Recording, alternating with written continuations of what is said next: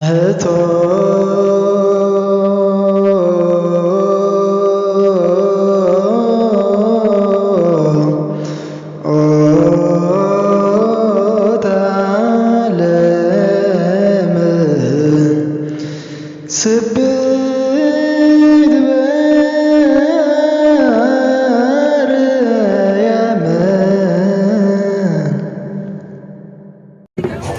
በስመ አብ ወወልድ ወመንፈስ ቅዱስ አሐዱ አምላክ አሜን።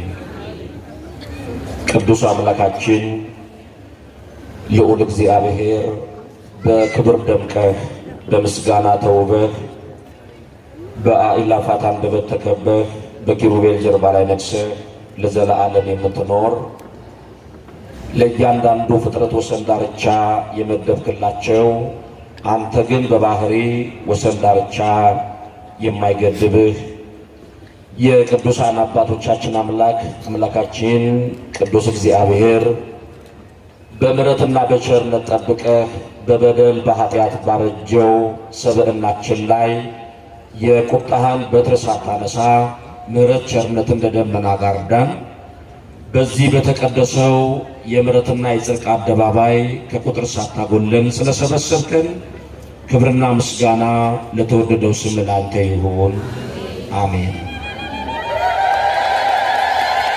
የተከበሩ አባታችን ክቡር መልአከ ብርሃናት ቆሞስ አባ ጴጥሮስ ዶክተር የዚህ ታላቅ አንጋፋ ገዳም የስብከተ ወንጌል ክፍል ኃላፊና የገዳሙ የቦርድ ዋና ጸሐፊ፣ የተከበራችሁ ጸጋው የበዛላችሁ በበረከታችሁ የምትባርኩን አበው መነኮሳት አባቶቻችን፣ በተለያየ ጸጋ እግዚአብሔር ያከበራችሁ አገልጋይ ወንድሞቻችን እህቶቻችን ጭምር የእግዚአብሔርን ጥሪ ሰምታችሁ በቅድስናው ስፍራ በረከተ ሥጋ በረከተ ነፍስ ለመቀበል የተገኛችሁ የቤተ ክርስቲያናችን ልጆች በወደደን ባፈቀረን በውድ ልጁ ደም ከኃጢአታችን ባነጻን በሕያው እግዚአብሔር ፍጹም የሰላምታ ቃል እንደምን አደራችሁ?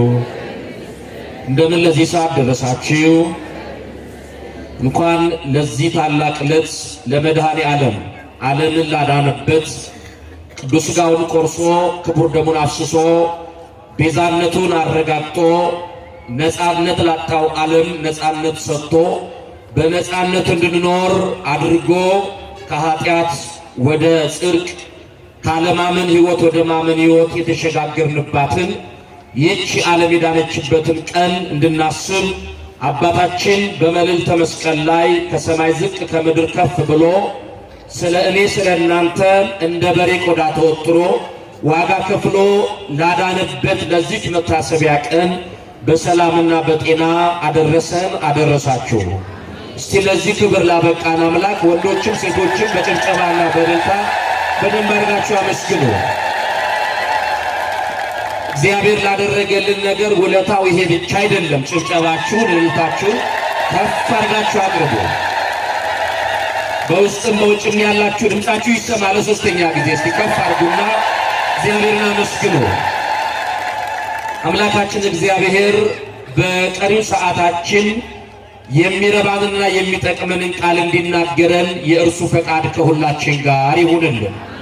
እውነት ነው፣ ያለ እርሱ ፈቃድ እጽፍ ደጉስ አነብ ተረጉም ማለት አይቻልም። እግዚአብሔር የቃሉን ደጆች ካልከፈተ ተናጋሪ ነን ብለን እንኳን ብናስብ ንግግራችን ለእናንተ አይጥማችሁም። ስለዚህ ቆሞ ለሚያገለግለው አገልጋይ የሚናገርበትን ርቱ አንደበት እግዚአብሔር እንዲሰጥ በቅዱስ ጸሎታችሁ እንድታግዙ፣ ለእናንተ ደግሞ ቁጭ ብላችሁ ለምትሰበኩ ለተሰባኪያኑ የተቀደሰ ሰብዕናን ይዛችሁ የምትቀርቡበትን የተቀደሰ ልብ እንዲሰጣችሁ፣ ለቃሉ የተመቻቸ ልብ ይዛችሁ እንድትቀርቡ በአባቶቻችን የጸሎት ቃል ኪዳን እየተማጸንን ቀሪው ሰዓታችን እግዚአብሔር እንዲያስተምረን፣ እንዲመክረን፣ እንዲገስጸን ችግራችንን አስወግዶ የደስታ ዝናር አስታጥቆ ወደ መጣንበት በዓታችን በሰላም እንዲያሰናብተን የመድኃኔ ዓለም የአባታችን ፈቃድ ከሁላችን ጋር ይሁንልን። እግዚአብሔር ቢረዳ እግዚአብሔር ቢያግዘን የምንነጋገርበት የትምህርታችን ርዕስ እንደወደድሽው ይደረግልሽ የሚል ይሆናል። ሲድምጻችሁን ልስማ። እንደወደድሽው በሉ ይደረግልሽ። ለወንዶችም ይሰራል ቃሉ። እንደወደድከው በሉ ይደረግልህ። ይሄን የደስታ ቃል አምላካችን እግዚአብሔር ለሁላችንም ያሰማ።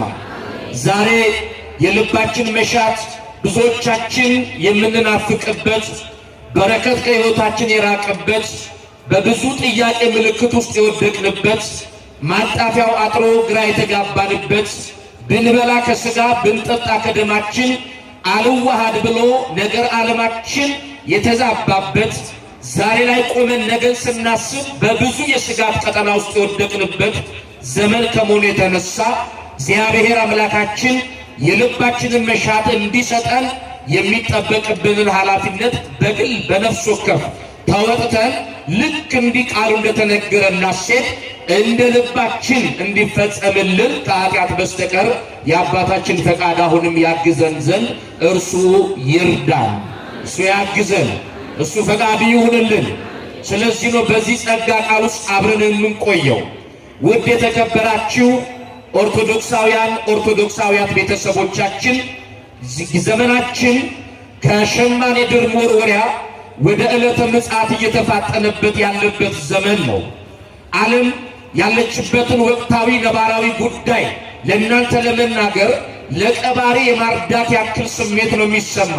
ስለዚህ አሁን እኛም ካለንበት ዓለም ካለችበት ወቅታዊ ችግር ሀገራችንን ከገባችበት ፈተና ነፃ ወጥተን የነፃነት ልጆች ተብለን እንድንጠራ እግዚአብሔር ይሄን ዕድሜ ከሰጠን፣ መስታወት ዕድሜ ከሰጠን፣ ደውል የሆነውን ዕድሜ ከሰጠን በቤቱ ተገኝተን በጸጋው ስር ተጎብኝተን እንደፈቀድነው ይደረግላችሁ ተብሎ በሰላም ሂዱ ተብሎ መሰናበት ከምንም በላይ የሆነ የጸጋ የበላይ የሆነ ጸጋ እንደሆነ አምነን የምንቀበልበት ጊዜ ነው።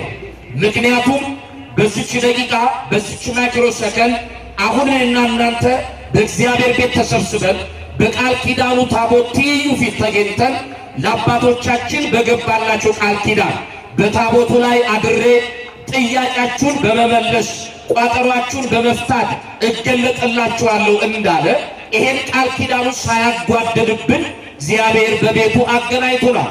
በዚህ ሰዓት ግን በጭንቅና በእንባ ማዕበል ውስጥ ወድቀው እየተጨነቁ ያሉት ነፍሳቶችን በዘላለማዊ ዕውቀቱ የሚያውቀው እግዚአብሔር ብቻ ነው።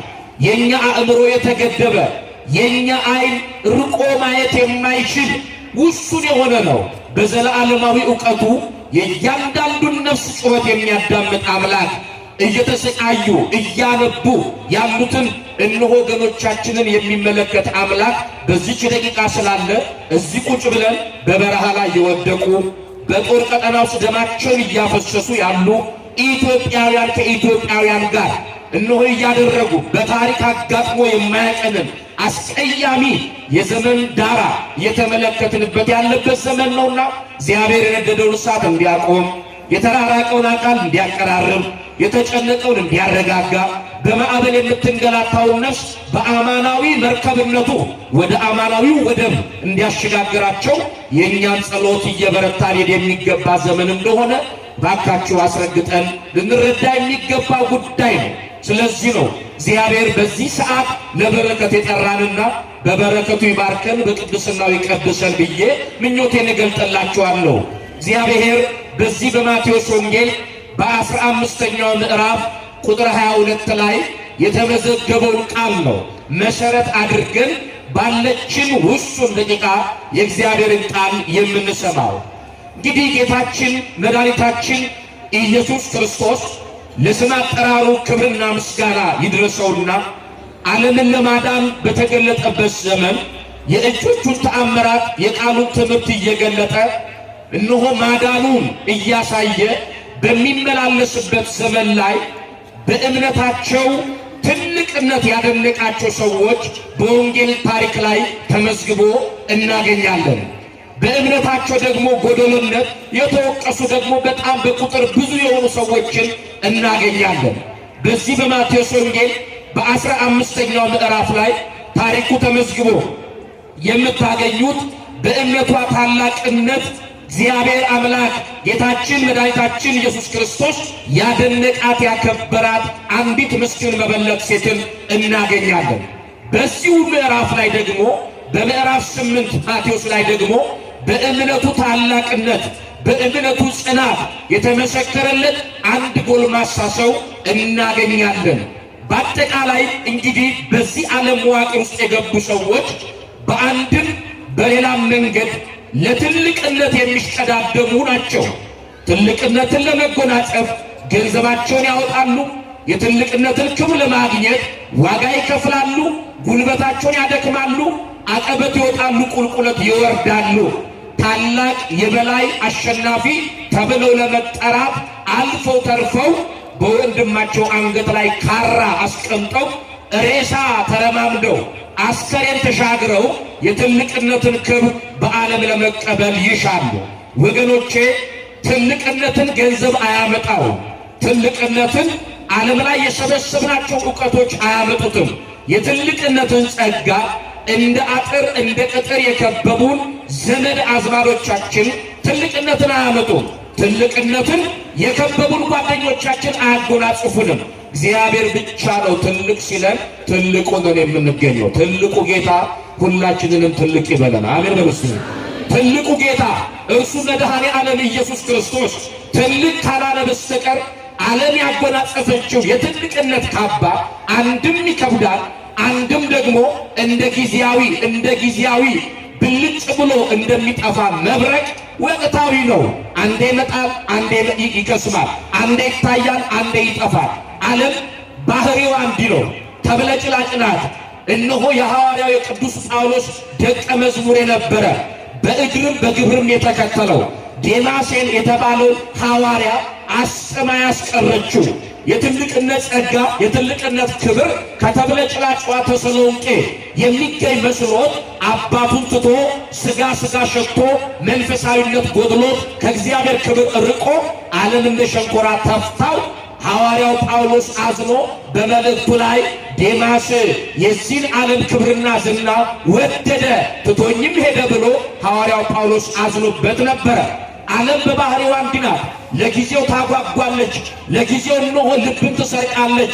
ለዚህ ነው የሀገራችን የቀለም ቀንድ የነበሩት ሎሬት ጸጋዬ ገብረመድኅን በአንድ የሥነ ግጥም መድበላቸው ላይ ዓለም ወረተኛ የገነት በርዘጊ የሲኦል መተኛ ስትገቢ ብቻ ወዛምነሽ ስትወጪ ግን አመዳምነሽ አሏት። ዓለም ባህሪዋ በፊት ለፊት ስታዩት ክብር የምታስት ታላቅነትን የምታጎናጽፍ ትመስላለች።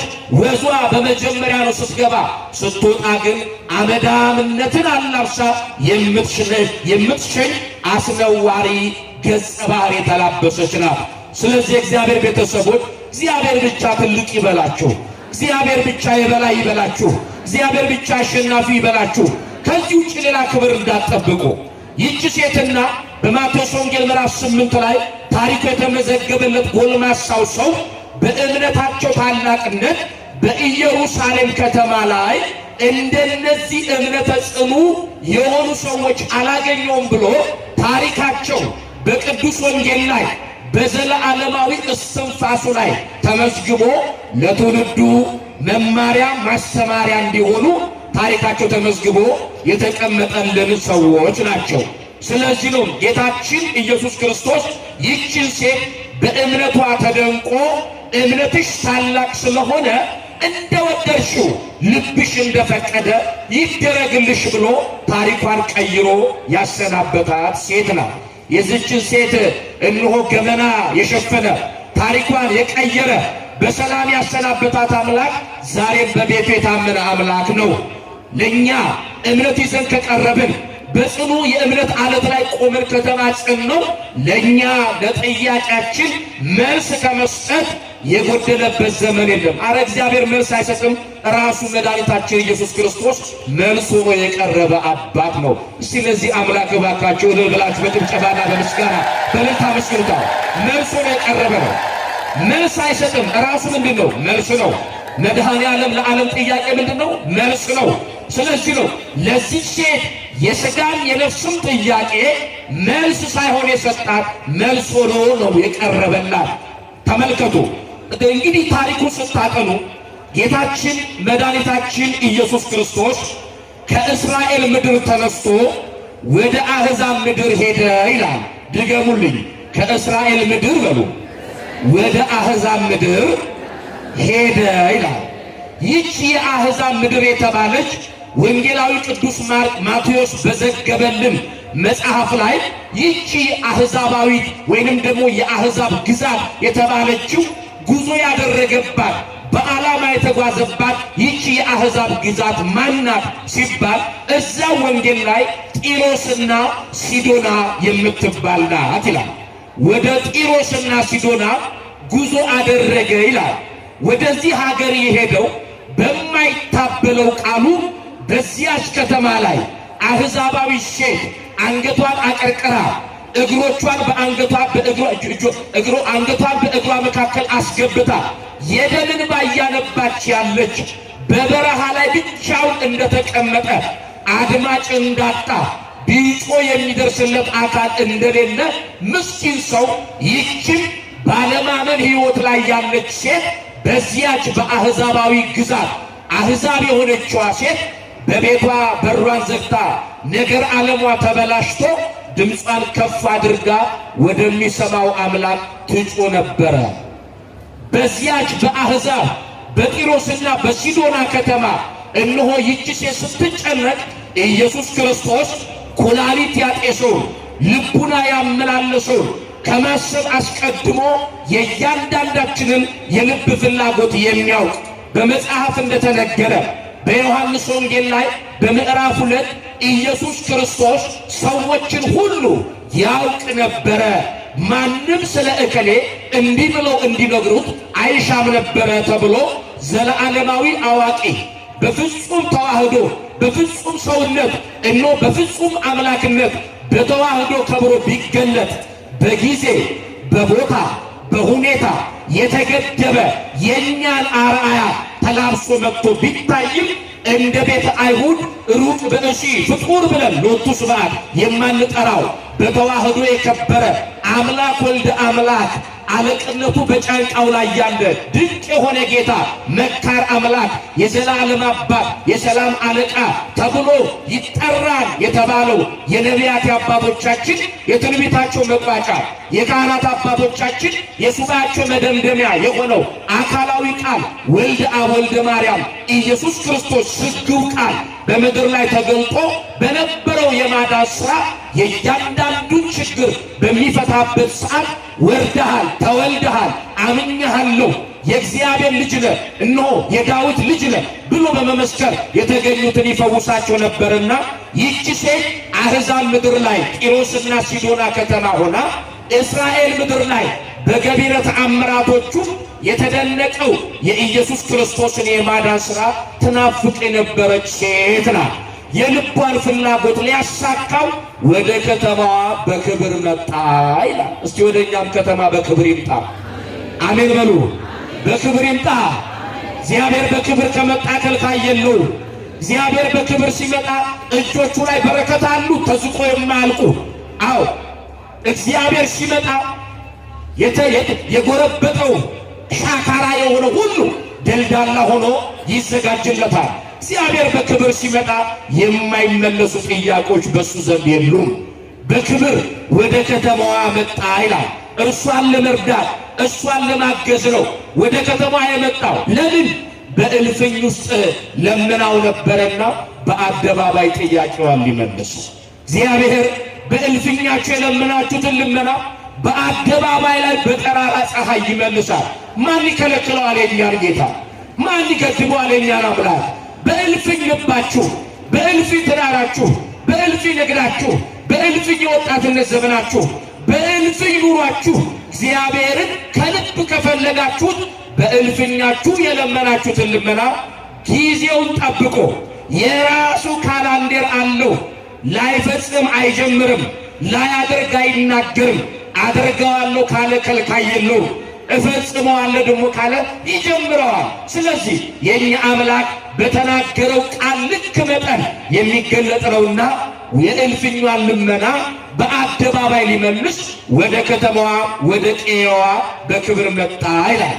እኔና እናንተ ምንም እንኳን ቅኖች ተብለን በጎረቤታችን በሥራ ባልደረቦቻችን ቢመሰከርልን አቤት ክርስትና እንደ እከሌ ከሆኑ አይቀር እንደ እከሊት ተብሎ የተመሰከረልን የተመሰገንን የተደነቅን ብንባል ምንም ቅኖች ብንሆን በዚህ ክፍለ ዘመን ላይ ኑሮ ወገባችንን ልባችንን ባጎበጠበት ዘመን ቀርቶ ጥሩ ዘመን አሳለፍን እንኳን ባለበት ሰዓት ላይ ለጓደኞቻችን የፍቅራችንን ጥግ ለማሳየት በረሃ አቋርጠን ለመሄድ የምንጨነቅ ሰዎች መሆናችን ይታወቃል። የፈለገ ቀን ተብላችሁ ቢነገርላችሁ ለወዳጅ ዋጋ ለመክፈል ውቅያኖስ አቋርጦ ባህር ሰንጥቆ ፍቅር አገብሮ የመጣሁኝ ያንተ ፍቅር እንቅልፍ ነሳኝ፣ ያንቺ ፍቅር አስጨነቀኝ፣ ሳላይሽ ስለቆየሁኝ ናፍቆቱ ከበደኝ ብለን ውቅያኖስ አቋርጠን ባህር ሰንጥቀን በረሃ ዋዕዩን አቋርጠን ሄደን ፍቅራችንን ለመግለጥ የምንቸገርበት ዘመን ነው። በእግዚአብሔር ዓለም ግን እንዲህ አልነበረም። ክብር ምስጋና ለስሙ ይሁን። ሲወደን በረሃው አይከለክለው፣ ካፈቀረን የገባልንን ቃል ኪዳን ሊፈጽም እርሱ በዘላለማዊ ዕቅድ ውስጥ ካስገባን አስገብቶናልም። ይሄን ቃሉን ለመፈጸም ጊዜ አያባክንም።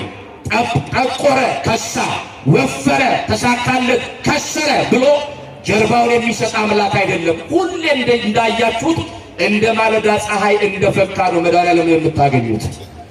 ፊቱን ያጠቆረበት ዘመን የለም። የኛ ክፋት፣ የኛ ተንኮል፣ የኛ ደም አፍሳሽነት፣ የኛ ጭካኔ በቤቱ የሚያቆመን ሰብዕና እንኳን ባይኖረን እናንተ ሸክማችሁ የከበዳችሁ ሁሉ ሰይጣን፣ ዓለም፣ ሥጋዊ ፈቃድ ቀንበር ያከበዳባችሁ ወደ እኔ ኑ፣ እኔ ሸክሜ ቀሊል ነው ቀንበሬም ልዝብ ነው ብሎ ቃል የገባልን ዋስትናችን ነው መድኃኒዓለም። ክብር ምስጋና አምልኮትና ውዳሴ ለገናናው ስሙ ለእርሱ ይሁን። እባካችሁ ይሄ አምላክን የተከተልነው ይሄን አምላክ ነው የምናመልከው። ይሄን አምላክ ነው የሕይወታችን ራስ ያደረግነው። ስለዚህም ነው ተመልከቱ፣ ምንም መልካሞች ብንባል እንዲህ ዋጋ አንከፍልም። በጌታችን በኢየሱስ ክርስቶስ ዘንድ ግን የአንድ ሰው ዋጋ ትልቅ ቦታ አለው። እናቴ በሱ ፊት አንቺ ክብር አለሽ በመንደር ብትጠይ፣ ወንድሜ አንተ በሱ ፊት ክብር አለህ በመንደር በሥራ ገበታ ላይ ንግግር ጎልዳፋ ልብስ አዳፋ ቢሆን እንኳን በእርሱ ዘንድ ዛሬም እንደተከበርክ ያለ የእሱ ፍጡር ነህ፣ የእሱ ልጅ ነህ። ከመዳፉ የሚያወጣ የለም። ተስፋ በእሱ ላይ ይሁን። ሰው ጠላኝ ብለህ አትዘን፣ የእናቴ ልጅ ተጸየፈኝ ብለህ አታልቅስ። እሱ ከምንም ነገር በላይ በፈረሰው ግድግዳ በኩል ሙሉ ሆኖ እንደቆመ ዛሬም አለ። ባጣኸው ነገር ላይ ዛሬም የማግኘትን ጸጋ ሊያላብስህ ባለቤቱ አጠገብህ አለ። ተስፋ አትቁረጥ፣ ተስፈኛ ነህ። የመጣው በተስፋ እንድትኖር ነው። የምንጠብቅ አዲስ ሰማይና አዲስ ምድር አለች፣ በሰው ዓይን ያልታየች፣ የሰው እጅ ያልሰራት፣ የዓለም ጠበብቶች ያልተጠበቡባት፣ ኪነ ጥበባዊ ራሱ ባለቤቱ አዘጋጅቶ ለዘለዓለም እረፍት የምታደርግባትን ከመላእክት ኅብረት ጋር ገብተህ ምስጋና እረፍትህ፣ እረፍት ምስጋና በሚሆንበት ዓለም ላይ እግዚአብሔር ሊያሳርፍ ዛሬም የታመነው አምላክ በአንተ አጠገብ ታማኝነቱን እንዳጸና ይገኛል። የእግዚአብሔር ቤተሰቦች ኢየሱስ ክርስቶስ ለአንዲት ነፍስ ያለው ዋጋ በጣም ከፍተኛ እንደሆነ በዚህች ታሪካዊ ዳራ በተጻፈላት ምስኪን አሕዛባዊ ሴት ማረጋገጥ ብቻ በቂ ነው። ሁልቆ መሳፍርት ምስክሮች አሉ ለአንድ ነፍስ ዋጋ እንደተከፈለ። ለዚህ እኮ ነው ከታኅሳስ 29 እስከ አብይ ጾም መግቢያ ድረስ ቤተ ክርስቲያን ምን ብላ ነው የምታስበው?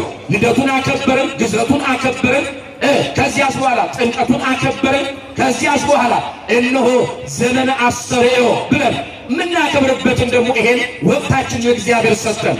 ከታኅሳስ 29 እስከ አብይ ጾም መግቢያ ያለው የመገለጥ ዘመን፣ የመታየት ዘመን፣ አምላክ ሰው ሆኖ ሰው ደግሞ በተዋህዶ ከብሮ አምላክ ሆኖ የታየበት፣ ከተዋህዶ በኋላ ምንታዌ ርባኤ የማይስማማው አምላክ ከብሮ የተገለጠበት የታየበት ከእርሱ ጋር በላን ጠጣንም ብለን የምንመሰክርበት ዘመን ነው። ይሄን ዘመን ስናወሳ ታዲያ እነሆ ከ99 ነገደ መላእክትን አንዱን የጠፋውን በግ ፍለጋ ወደ ዓለም ጫካ እግዚአብሔር እንደመጣ ያንን ያጠፋውን በግ ደግሞ አዳምን አግኝቶ ወደ ቀደመ ክብሩ እንደመለሰ ሊቃውንት በሚጣፍጥ አንደበታቸው ይህን ትምህርት የሚያስተምሩበት ከዕለታት ሁሉ የተለየች ዕለት በኩረ ዕለታት፣ በኩረ ሰሞናት፣ በኩረ ወራት ተብሎ የሚጠራው ይሄ አሁን የያዝነው ሰሞን ነው። ስለዚህ 99ኙን በጎቹን ትቶ አንዱን በግ ፍለጋ የወረደው በእግዚአብሔር ዓለም አንዲት ነፍስ ዋጋ እንዳላት ሊያስረዳን ነው። ተመልከቱ ወገኖቼ፣ እዚህ ጋር አንድ ነገር ብዬ ልለፍ። ዛሬ እግዚአብሔር አድሎን በዚህ በተቀደሰው ክርስቲያን ሕዝብ ላይ በተዋህዶ እምነት ተከታዮች ምእመናን ፊት ቆመን ተገብቶን የሚሆን ሳይገባል እያገለገልን የምንገኝ አገልጋዮች ወደድንም ጠላንም ባለ አደራዎች ነን። አደራችን ደግሞ ከክርስቶስ የተቀበልነው ነው። ፊት አይተን የምናዳላበት ባለጸጋ ድሃ ብለን የማናማርጥበት የቆምንበት ዓላማ ለአንድ እውነት እንደሆነ ማሳያ አርአያ የሆነ ሞዴላችን አስተማሪያችን ኢየሱስ ክርስቶስ ነው።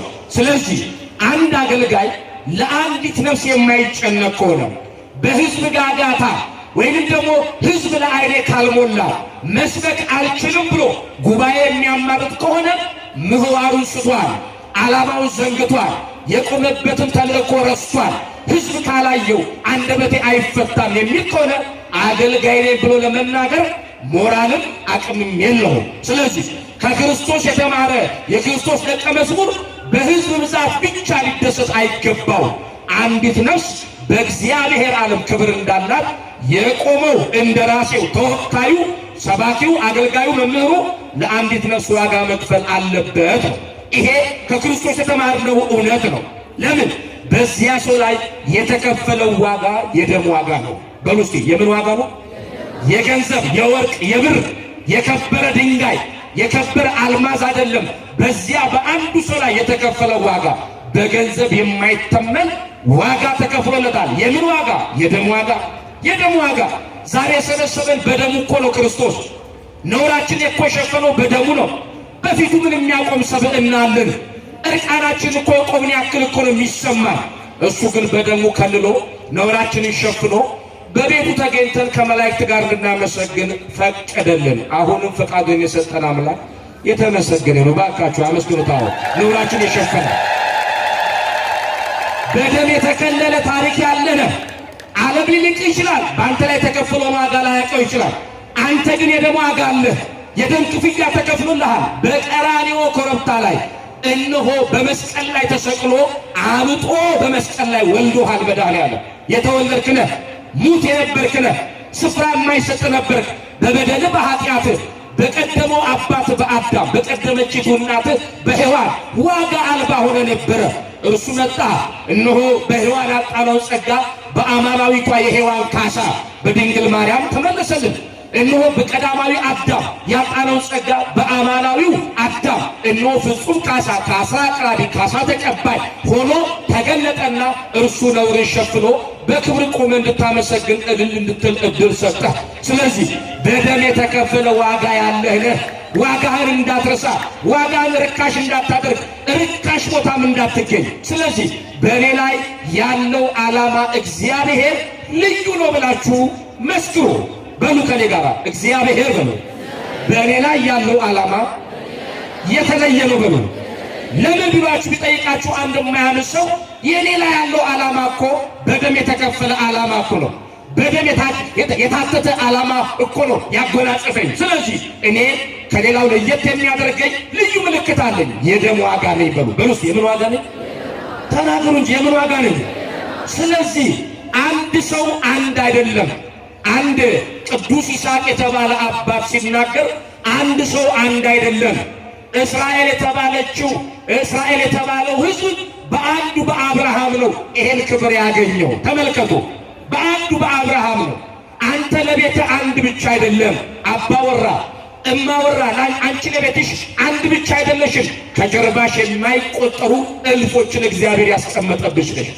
እልፎችን ያስቀመጠብነ ብቻዬን ነኝ እንዳትሉ፣ ከጀርባችሁ እግዚአብሔር ብዙ እልፎችን አሰልፏል። ስለዚህ አንድ ሰው በምድር ላይ አንድ አይደለም።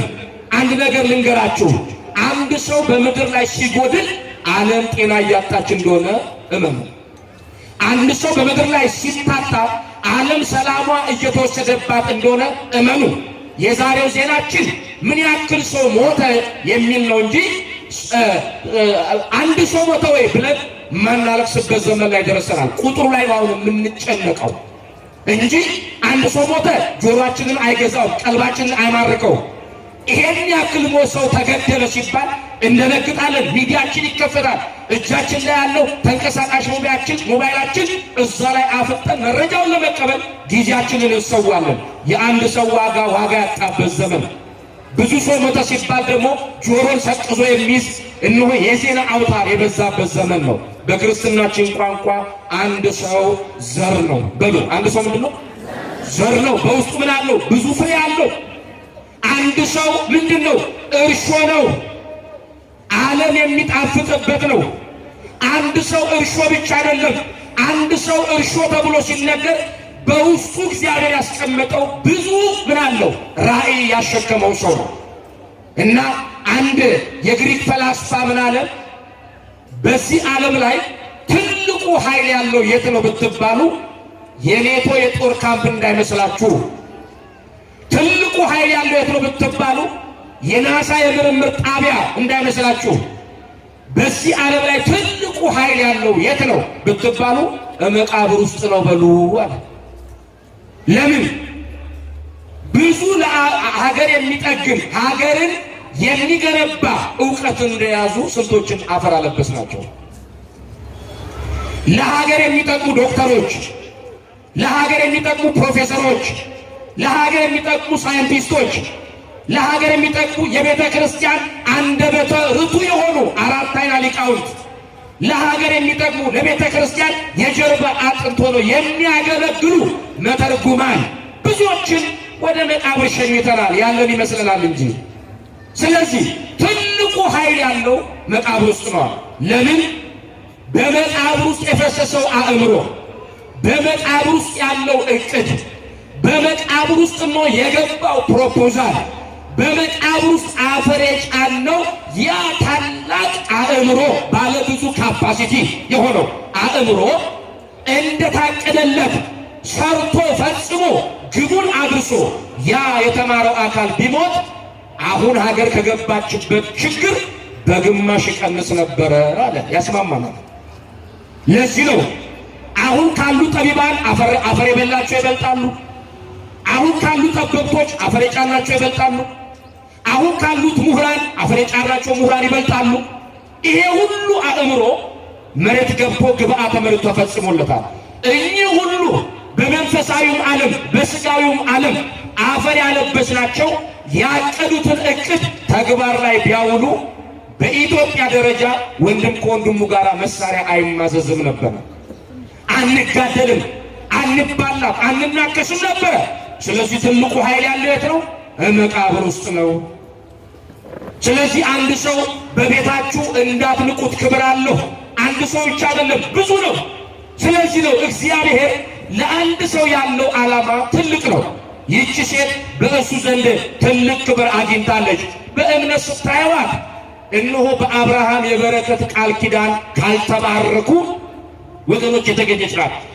በአብርሃም የግዝረት ስርዓት ውስጥ ባለፉ ቤተሰቦች የማትታወቅ ናት። አሕዛባዊት መደዴ የሆኑ ስርዓት የማይገዛቸው ሕግ የማያስተዳድራቸው በፈቃደ ሥጋ የሚመሩ ከተባሉ ከአሕዛብ ወገን የምትቆጠር ናት። ግን ታምራቱን ከሩቅ ሰምታ በልቧ ፈለገችው። እግዚአብሔርን ከልብ ከፈለጉት የሚያምኑት ብቻ ሳይሆን እሱን ለመቀበል ልባቸውን ከፍቶ ለተዘጋጁት ለአሕዛብም የተከፈተ በር ያለው አባት ነው። ለመድኃኒዓለም ባካችሁ በደንብ አድርጋችሁ ያመስግኑታል። ልቡ የተከፈተ። ስለዚህ ለዚህች ዋጋ ሊከፍል ወደ ከተማዋ ገባ። አንድን ጥያቄ ልጠይቃችሁ። አንድን ዕቃ ውድ የሚያደርገው ምንድን ነው ስትባሉ እላዩ ላይ የተጻፈበት ዋጋ ነው። በሉ እስኪ አንድ ዕቃ ውድ የሚያደርገው ምንድን ነው? እላዩ ላይ የተጻፈበት ምንድን ነው? ዋጋው ነው።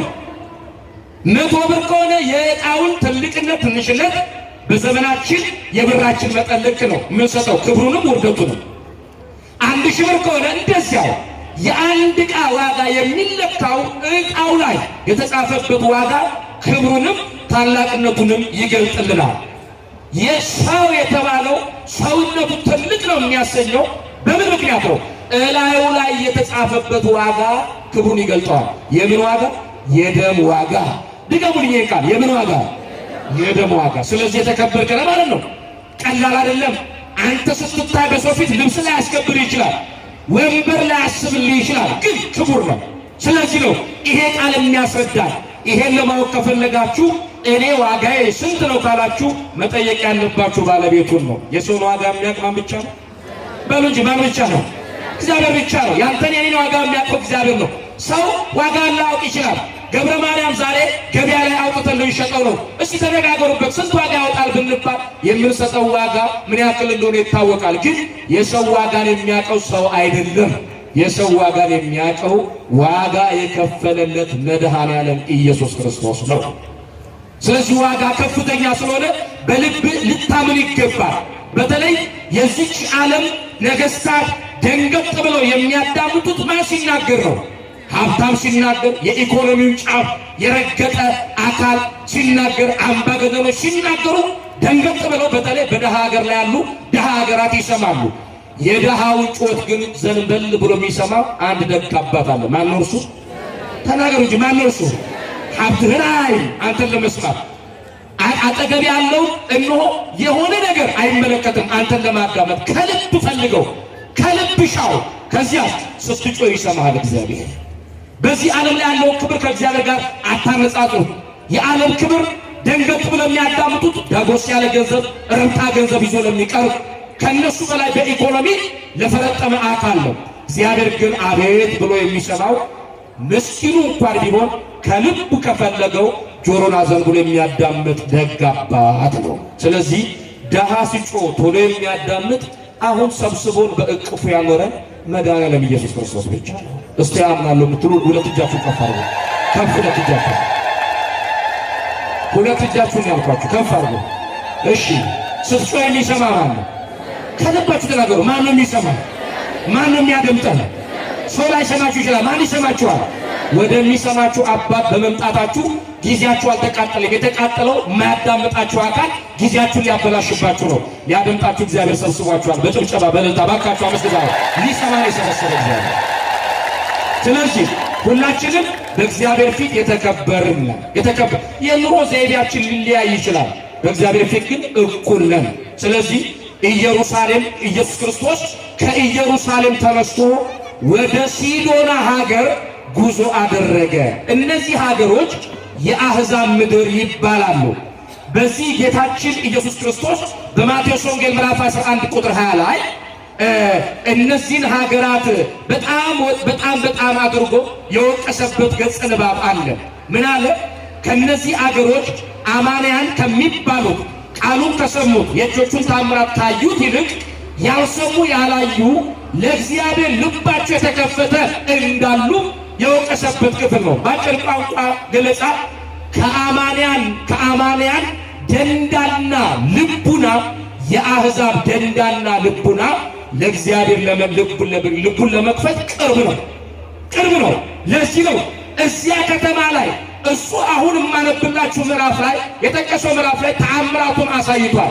ልባቸውን ከፍተው ግን ለማስተናገድ ፈቃደኛ አልነበሩ። በማቴዎስ ወንጌል 11:20 ላይ እንዲህ አለ፣ በዚያን ጊዜ የሚበዙ ተአምራት የተደረገባቸው ከተማዎች ንስሐ ስላልገቡ በሉ ምን ስላልገቡ ሊነቅፋቸው ጀመረ፣ ሊወቅሳቸው ጀመረ።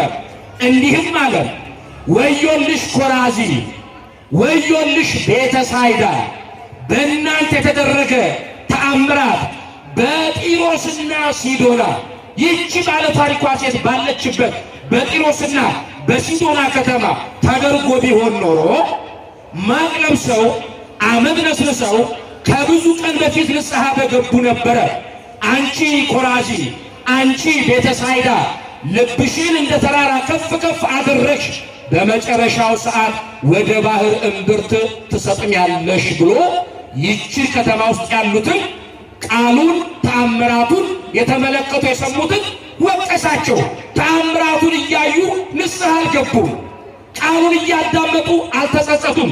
የጎደላቸው ነገር የለም። ግን እነዚህ ከተሞች ንስሐ መግባት አቁመዋል። ይሄን እድል አለ ጢሮስና ሲዶና ወይንም ደግሞ ይህቺ የአሕዛብ ምድር እድሉ ቢያጋጥማት ከብዙ ቀናት በፊት ቀድመው ንስሐ ገብተው አመድ ላይ ወድቀው ተጸጽተው ባለቀሱና እግዚአብሔር ጋር ይቅርታ በተደረገላቸው ነበረ። እናንተ ተአምራት የተደረገባችሁ ታያላችሁ፣ ዓይናችሁ ታውሯል፣ ትሰማላችሁ፣ ጆሮአችሁ ደንቁሯል። ስለዚህ ሌላ የሚናፍቅ ቃል የሚያዳምጥ ነፍሳቶች በበረሃ ላይ አሉ፣ ወዮልሽ ብሎ እነዚህ ከተሞች ወቅሷቸዋል። ከዚህ ወቀሳ እግዚአብሔር ይጠብቀን።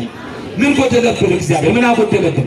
ይሄው ለጻድቃንም ለኃጥአንም ፀሐይ ያወጣል፣ በዝናብ ያበቀለውን በፀሐይ አብስሎ ይመግባል። አንተ ጻድቅ ነህ፣ አንተ ኃጥእ ነህ ብሎ አላባደለም። ፀሐይ ጊዜዋን ጠብቃ ትወጣለች፣ ጨረቃም ጊዜዋን ጠብቃ የቀኑን ሪፖርት ከፀሐይ ተቀብላ ሌሊቱን ደግሞ በተግባር ትገለጣለች። ከዋክብቱም ስራቸውን አላጓደሉም። በዚህ ዓለም ላይ አስቸጋሪ ለእግዚአብሔር አስቸጋሪ ፍጡር ማን ነው ቢባል የሰው ልጅ ነው። የሰው ልጅ ነው። እነዚህ ፍጥረታት ግዑዛኑ ስራቸውን አላቋረጡም። ምህዋራቸውን ጠብቀው ከትራካቸው እንኳን ወጥተው አላፈነገጡም። ምህዋራችንን ለቀቅን፣ ትራካችንን ለቀን ለዚህ ዓለም ሐሳብ የተገዛን እግዚአብሔር በእኛ ላይ የሠራውን ሥራ ረስተን ውለታውን ዘንግተን ዘረቆርጥሞች ሆነን ዓላማ መር ሕይወት ትተን ለዚህ ዓለም ሐሳብ እየተገዛን የተገኘን እኛ ነን። እስቲ እግዚአብሔር ዘመናችንን ያድስልን። አሜን በሉ እስቲ። ዘመናችንን ያርግልን፣ ያድስልን። ይሄ ቃል የሚነግረን ወቀሳም ከሰሳም አለበት። ተሰብከናል፣ ቃሉን ሰምተናል። የጎደለብን የለም። ተርጓሚያኑ አሉ፣ ሊቃውንቱ አሉ። በልካችን በፍትፍት ያጎርሱናል፣ ጥሬ ያስቆረጡናል፣ አጥንት ያስግጡናል። የቀረ ነገር የለም። እግዚአብሔር ግን የቀረ ነገር እንደሌለብን እየነገረ ለንስሐ የተዘጋጀ ልብ ይዘን አለመቅረባችን እኒህ ከተሞች በተወቀሱበት ወቀሳ ካለመወቀስ ምንም ዋስትና የለንም። እግዚአብሔር ከወቀሳ እንዲያወጣን ለዚህ ለታቀደልን ቃሎች ሰምተን ተአምራቱን አይተናልና ለንስሐ የሚገባ ፍሬ አፍርተን እንድንገኝ የመድኃኒዓለም ፈቃድ ከሁላችን ጋር ይሁን። ስለዚህ የጢሮስና የሲዶናውያን ምድር የአሕዛብ የአረማውያን ምድር ነው።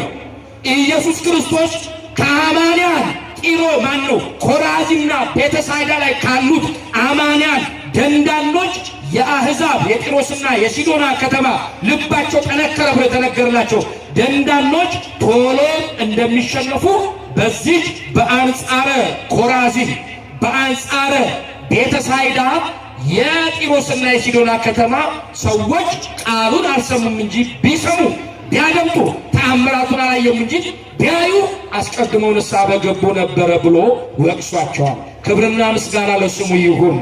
ጌታችን ኢየሱስ ክርስቶስ ከአሕዛብ ምድር ካሉት ሕዝቦች ለይቶ ይህች ሴት ሊያነጋግራት ወደ ከተማዋ ጉዞ አደረገ ይላል። ጉዞ ሲያደርግ በእኛ አስተሳሰብ ቤት ቁጥሯን ያውቅ ይሆን እንዴ እንዳትሉ፣ ያለችበትን ጎሳ ያውቅ እንዴ ይሆን እንዳትሉ፣ ደካማነት ነው። እንደገና ደግሞ ያለችበትን ቀበሌዋን ጎጧን ያውቅ እንዴ ብላችሁ እንዳትል፣ አይምራችሁን ለዚህ ጊዜ እንዳሰጡት። እሱ ለሚያውቀው ነገር እሱ የማያውቀው ነገር የለም፣ ከልካይ የለውም። ቅድም ብያችኋለሁ። በዓላማ ነው ወደ ከተማ ሄደው። ወዲያው ይህች ሴት የእግዚአብሔር ፍቅር ወደ እሷ ሲመጣ ፍቅር እየቀረባ ሲደርስ ከቤቷ ጌታዋን ለመቀበል በክብር ተዘጋጀች ይላል። እግዚአብሔር ለመቀበል ዝግጆች ናችሁ? ዝግጆች ናችሁ? ዝግጁነታችሁን ከዚህ ሴት እነሆ አንጻር ራሳችሁ ፈትሹ። ለመቀበል በልባችን ላይ ይህን አምላክ ለመሾም ንገስ በልቤ ክበር በሰውነቴ ሁለንተና ያንተ ክብር መገለጫ ይሁን ብላችሁ ትዳራችሁን፣ ሕይወታችሁን፣ ንግዳችሁን፣ የወጣትነት ዘመናችሁን፣ የስተርጅና ዘመናችሁን ለእግዚአብሔር ክብር አሳልፎ ለመስጠት ዝግጆች ነን ካላችሁ ይህች ሴት እንዳደረገችው አድርገን ከተገኘን ልክ ናችሁ። ካላደረገን ግን ጉድለታችንን እናሟላ ነው። ወደ ከተማዋ ሲመጣ የእግዚአብሔር መንፈስ ቀሰቀሳት። እግዚአብሔር በመንፈሱ ይቀስቀሰን። አሜን በሉ እንጂ በኃጢአት በበደል አልጋ ላይ ወድቀናል። መቀስቀስ ያስፈልጋል። ከእንቅልፍ የምትነሱበት የምትነቁበት ጊዜውና ዘመኑ አሁን ነው አለ ቅዱስ ጳውሎስ። ካመንበት ጊዜ ይልቅ መዳናችን ዛሬ ወደ እኛ ቀርቧል አለ። መዳን ወንጌል፣ መዳን የእግዚአብሔር ቃል፣ መዳን በቅዳሴ ውስጥ የምናገኘው ስርዓተ አምልኮ፣ መዳን ስርዓት፣ መዳን የእግዚአብሔር ልጆች ተብለን መጠራት ወደ እኛ ቀርቧል አለ። ካመንበት ጊዜ ይልቅ አለ። በውስጥ ከምን ጊዜ ይልቅ አለ? መዳናችን ዛሬ ቀርቧል አለ። መዳናችን ማን ነው? መድኃኔዓለም ነው። ወደ እኛ ቀርቧል፣ ወደ ህይወታችን ቀርቧል። ተቀብለን ለማስተናገድ ዝግጆች እንሁን። ይህች ሴት መዳኗ እንደቀረበ መንፈስ ቅዱስ ነገራት። ከቤቷ ጌታዋን አምላኳን በዝና ስትሰማ የነበረው ወደ ከተማዋ እንደመጣ አወቀ ይችላል። ወደ ያቺ ሴት እነሆ ወደ አደባባይ ለመውጣት የሚጠበቅባትን አሟላች። ይህችን ሰምተን ትምህርታችን እናበቃለን። አንደኛ ዓለም ያለበሰቻትን የክብር ብላ ለጊዜው የለበሰችውን ካባዋን ከላይዋ ላይ አወለቀ ይችላል ተርጓሚው። ምኗን አወለቀች? የዓለምን ካባ። እግዚአብሔር በክብር ወደ እኛ መዳን ሆኖ ሲቀርብ ከእኛ የሚጠበቅብን ምንድን ነው? በዓለም ላይ የለበሰነውን የዓለም አሸንክታብ አውልቀን መጣል ነው። ሽማግሌዎች፣ የሀገራችን ታላላቅ አባቶች እባብን ግደል ከነበትሩ ገደል ይላሉ። አዎ እባብ ከተገደለ በኋላ የገደልከውን በትር ይዘህ አትሂድ፣ እገደል ውስጥ ከነ እባቡ ጣለው፣ አይጠቅምህምና እባብን ግደል ከነበትሩ ገደል። ያዕቆብ ወደ ቤቴል እግዚአብሔር ውጣ ሲለው በብዙ ነገር ተተብትቦ ተይዞ ነበረ። ኦሪት ዘፍጥረት ላይ ሲታነቡ ውጣ ሲለው እግዚአብሔር ብዙ ነገር ሰቅዞ ይዞታል፣ እንዳወጣ ከልክሎታል። ስለዚህ ቤተሰቡን ሰበሰበ። እግዚአብሔር ጠርቶኛል፣ ወደ ቤቴል ውጣ ብሎኛል፣ የእንጀራ ቤት ወደምትባለው ውጣ ብሎኛል፣ ታሪኬን ሊቀይርልኝ። ከኔ የሚጠበቅብኝን ማሟላት ነው። ስለዚህ ልብሳችሁን ቀይሩ አለ። ምናችሁን ቀይሩ? እግዚአብሔርን ለማግኘት ልብስ መቀየር ያስፈልጋል። የዓለምን ልብስ እንደለበሳችሁ እሱን ለማግኘት እንዳትመጡ። የዓለም ልብስ በእግዚአብሔር ፊት ክብርን አያሰጥም። የዓለም ካባ ክብር አያሰጥም። ልክ ያዕቆብ ልብሳችሁን ቀይሩ አለ። ወዲያው ልብሳቸውን ቀየሩ። ከመቀየራችሁ በፊት ገላችሁን ታጠቡ አለ። አዲስ ልብስ አዲስ የታጠበ ያልሸተተ አካል ላይ ማረፍ አለበት። ልብሳችሁን ለውጡ አለ። ልብሳቸው ላይ አገልጋዮቹ ምን ያደርጉ ነበረ? የጣዖት ምስልን አሰርተው ነበረ። አንገታቸው ላይ የሚያንጠለጥሏቸው ሀብሎች፣ ጆሮአቸው ላይ ያንጠለጥሏቸው ጉትቻዎች፣ እጃቸው ላይ ያጠለቁት አምባር፣ እግራቸው ላይ ያሰሩት አልቦ የእግዚአብሔርን ክብር የሚገልጥ አልነበረም። አለባበሳቸው ለእግዚአብሔር የሚመች አልነበረ። ይሄንን ጆሮአችሁ ላይ፣ አፍንጫችሁ ላይ፣ አንገታችሁ ላይ፣ እግራችሁ ላይ ያስቀመጣችሁትን ሁሉ አውልቃችሁ ጣሉ አለ። ወዲያው አወለቀ፣ አስጣለ። ከዚያ ከነሙሉ ቤተሰቦቹ ወደ ቤቴል እንዲወጣ ሆነ። በቤቴልም እግዚአብሔር ተገናኘው ይላል። እግዚአብሔር ለማግኘት ትፈልጋላችሁ? አማናዊቷ ቤቴል ማናት? ቤተ ክርስቲያን በሉ። ማናት ቤቴላችን? ቤተ ክርስቲያን ናት። በዚህ ስንመጣ ማን ነው? አዳሪው ክርስቶስ በማደሪያይቱ በሙሽሪት ቤት እሱ አለ። ሙሽራዋ ነው፣ ጉልላቷ ነው፣ ድምድማቷ ነው፣ መሰረቷ ነው፣ ወጋግራዋ ነው፣ ሻኩራዋ ነው። ስለዚህ እሱን የምታገኙት በሙሽሪት ቤት ነው። ስትመጡ የዓለምን ነገር ለዓለም መስጠት ነው። ለዚህ ነው የአዛጦንን ለአዛጦን፣ የአስቆሎናን ለአስቆሎናም፣ የጌትን ለጌት ሰጥቶ የካራንን ለካራን አስረክቦ የእግዚአብሔር ተብሎ ለመጠራት ራስን ማዘጋጀት ያስፈልጋል። ዘመኑ የዝግጅት ዘመን ነው። ወዲያው ይህች ሴት ዓለም ያለበሰቻትን ካባ ከላዩ ላይ አውልቃ እንድትጥል አደረጋት። መንፈስ ቅዱስ ካባዋን ጣለች። ዓለም ያለበሰችንን ካባ አውልቀን ከእረኛችን ጋር እንድንገናኝ እሱ ይፍቀድልን። ሁለተኛ ዓለም ያለበሰቻትን ካባ አውልቃ ስትጥል ትናንትና አምራ ደምቃ ተሽቆጥቁጣ ቆንጆ ሆና ወጥታ ነበረ። ዛሬ ልብሷን አውልቃ እርቃኗን ሆና ወዴት ልትሄድ ነው ብለው ያፌዙብኛል፣ የቡና መጠጫ ያደርጉኛል፣ መሳለቂያ ያደርጉኛል የሚል አእምሮዋን ሰቅዞ አልያዛትም። ይሉንታዋን ሰረዘ ይችላል። ወደ እግዚአብሔር ቤት ስትመጡ ይሉንታ እንዳይዛችሁ፣ እግዚአብሔር ከይሉንታ ሰንሰለት ነፃ ያውጣችሁ። አሜን በሉ። ይሉንታ ስላችሁ ነጠላ ተግድጋችሁ መንገድ ላይ ስትሄዱ ውይ ሰዎች መጠቋቋም ያደርጉኛል እንዳትሉ። ብዙዎቻችን አሁን ቦርሳችን ውስጥ እንደው አካል መሸፈን የማትችል ነጠላ ቦርሳችን ውስጥ ከተን ሩጠን እንደ መሸታ ቤት የእግዚአብሔርን ቤት ገፍተን ነው የምንገባው። ስርዓታችን ይጠበቅ። አለባበሳችን የእግዚአብሔር ልጅነታችን መገለጫ አንዱ ምልክት ነው። ስትለብሱ ስርዓት የጠበቀ አለባበስ ልክ እንደዚህ መሆን አለበት። ይህች ሴት ይሉንታዋን ሰረዘች። እንዲሆነች እንዲያሆነች ብለው ይስቁብኛል አላለችም። እግዚአብሔርን ለማግኘት ወስናችሁ ከመጣችሁ የዓለም ጫጫታ ወደ ኋላ እንዳይጎትታችሁ ይሉንታውን ሰብራችሁ የምትመጡበትን ጉልበት እግዚአብሔር ይስጣችሁ። ማን ይበልጣል? ተናገሩ። ማን ይበልጣል? ሊያከብራችሁ እየጠበቃችሁ ያለው አምላክ ይበልጣል ወይስ ደግሞ የዓለም ወሬ? ማን ይበልጣል? እግዚአብሔር። ይሉንታ እንዳይዛችሁ። እልል ስትሉ አትተያዩ፣ ስታጨበጭቡ አትተያዩ። እከሌ እልል አላችሁ ብቻ እልል፣ እከሌት እኮ ብቻዋን እልል አለች ምን ነው አብርሃም እልል ብትል ተብላችሁ እንድትወቀሱ እድል አትስጡ። እልል ሲባል ራሳችሁ ችላችሁ እልል ማለት፣ ስታጨበጭቡ ራሳችሁ ችላችሁ ማጨብጨብ ነው። አንዱ ሲያጨበጭቡ አንዱ እልል ሲል ሌላዎቹን አጣምሮ ልክ እንደ ታዛቢ ቆሞ መመልከት ከጀመረ አያውቀውም እንጂ ቅድስናው ቁልቁል እንደ ካሮት እየወደረበት ነው። እግዚአብሔር ከቅድስና አያጉድለን። እስቲ በጭብጨባ ራሳችሁ ይችላችሁ አጨብጭቡ። እልልታችሁ ይሉንታ አያስፈልግም። እግዚአብሔር ለማመስገን ይሉንታ አያስፈልግም። ይሉንታ ከያዛችሁ ተልእኳችሁን ትረሳላችሁ። ውይ እከሌ ምን አለኝ እከሌት ምን አለኝ ትላላችሁ። ስለዚህ እግዚአብሔር ወደ እሱ ቤት መጣችሁ ልመና ለማቅረብ መጀመሪያ ለማመስገን ለመለመን ስትዘጋጁ ይሉንታን መሰረዝ አለባችሁ። ይሉንታን ሰረዘች። ከዛስ በኋላ ድምጿን ከፍ አድርጋ ጮኸች ይላል። ዋናው ይሄ ነው። ምኗን ከፍ አድርጋ ጮኸች? በል እንጂ ምኗን ከፍ አድርጋ ጮኸች? ከፍ አድርጋ ድምጿን። አዎ እዚህ ሀሳብ ላይ ትምህርታችን ያበቃል። ድምጿን ከፍ አድርጋ ጮኸች። ጩኸቷ የቁራ ጩኸት አልነበረም። እንደኛ እንጮኻለን አድማጭ የሌመስል አሕዛብ እየተሳለቁብን ያለፋሉ። የእናንተ አምላክ ቢኖር ኖሮ እንዲህ ሲደረግ ዝም ይል ነበረ ይላችኋል። አሕዛብ ይቀርብና እንድትጠራጠሩ የት ነው የቆምኩት እንድትሉ ያለውበት ሃይማኖት ከነበረብኝ ችግር ከነደደብኝ እሳት ነፃ የሚያወጣለን ብላችሁ እንድታስቡ ጠላት ዛሬ የዘረጋቸው የጥርጣሬ መረቦች ብዙዎች ናቸው።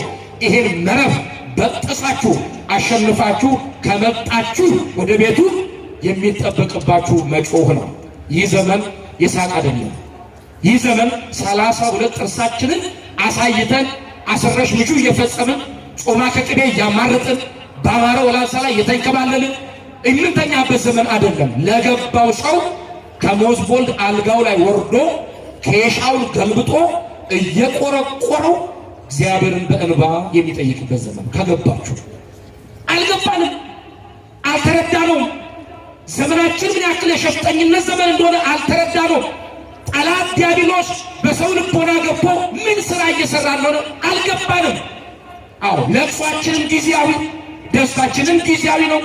የጥልቁን አምላክ የሉሲፈርን አሰራር የተረዳ ሰው ምን ማድረግ አለበት? ነቅቶ በቅቶ ታጥቆ ጥሩሩን ዝናሩን አስተካክሎ ጋሻውን ጭምብሉን በላዩ ላይ የእግዚአብሔር ቃል ነው ለእርሱ ተዘጋጅቶ መኖር ይጠበቅበታል። ይሄ ዘመን አዎ የምናሾፍበት የምናላግጥበት የምንቀልድበት የምናሾፍበት ዘመን አይደለም። ድምፃችንን ከፍ አድርገን የምንጮህበት ዘመን ነው። በትንቢተ ሶፎንያስ በምዕራፍ 1 ቁጥር 17 ላይ እንዲህ ይላል። ከኔ ጋር ሁላችሁም በሉ፣ ልባችሁን እስቲ ነካ አድርገው ይቃል። ከኔ ጋር በሉ፣ ከኔ ጋር በሉ። የእግዚአብሔር የቁጣ ቀን ሳይመጣ በረዘሙ ከተሞች ላይ ቀንደ መለከት የሚነፋበት ዘመን ሳይመጣ የእናቶች እንባ በሉ እንደ ክረምት ወንዝ የሚፈስበት ዘመን ሳይመጣ በሉ ይግባኛችን ተሰሚነት የማያገኝበት ዘመን ሳይመጣ እንባችን የማይታበስበት ወራት ሳይመጣ በተቀደሰው ተራራዬ ላይ ተሰብሰቡና እሪ ብላችሁ ጩሁ። የእግዚአብሔር ቃል በተቀደሰችው ተራራ እሪ ብላችሁ ተሰብሰቡና ጩሁ። የተቀደሰችው ተራራ ማን ናት? ቤተ ክርስቲያን። የተቀደሰው ተራራ ማን ነው? ወንጌል። የተቀደሰችው ተራራ ማን ናት? ድንግል ማርያም። በእርሷ አማናዊ ተራራነት፣ በቤተ ክርስቲያን የክብር ሰገነትነት፣ እንደገና በጸሎት ጉልበትነት ወደ እግዚአብሔር ድምፃችሁን ከፍ አድርጋችሁ ጩሁ ነው እንድንጮህ እግዚአብሔር ያግዘን። አሜን በሉ። እግዚአብሔር ያግዘን። ሳትጮሁ ድምፅ ካላሰማችሁ ጎረቤት አይረዳችሁም። ይረዳል እንዴ? አዎ፣ ጠላት ሊገድል ሊያርድ ሲመጣ ሊዘርፍ ሲመጣ ባለቤት ካልጮኸ ጎረቤት አይረዳም። እግዚአብሔር እንዲሰማ የሚጠበቅብን እኛ መጮህ ነው። እሱ ደግሞ ቀድሞ ከዓይን ጥቅሻ እኛን ለመርዳት መምጣት። አንኳኩ ይከፈታል፣ እሹ ታገኛላችሁ፣ መዝጊያው ለሚመታ እነሆ በምሕረት በሩ ይከፈትለታል ተብሏል። የማንኳኳት ድርሻ የኛ፣ የመክፈት ደግሞ ባለድርሻ ማን ነው? እግዚአብሔር ነው። የምናንኳኳበት ዘመን ነው። በጩኸት ወደ እግዚአብሔር ጩኸታችን ጩኸት አልባ ጩኸታችን የቁራ ጩኸት ሆኖ እንዳይገኝ ጥንቃቄ ያስፈልጋል። እችን ስሙና ትምህርታችንን እንጠቅልለው። እግዚአብሔር ከሁላችን ጋር ይሁን። መቼም የሰባኪ ጊዜን በላብኝ እንደማትሉ ተስፋ አደርጋለሁ። እንዲህ አለች፣ ድምጿን ከፍ አድርጋ ጮኸች።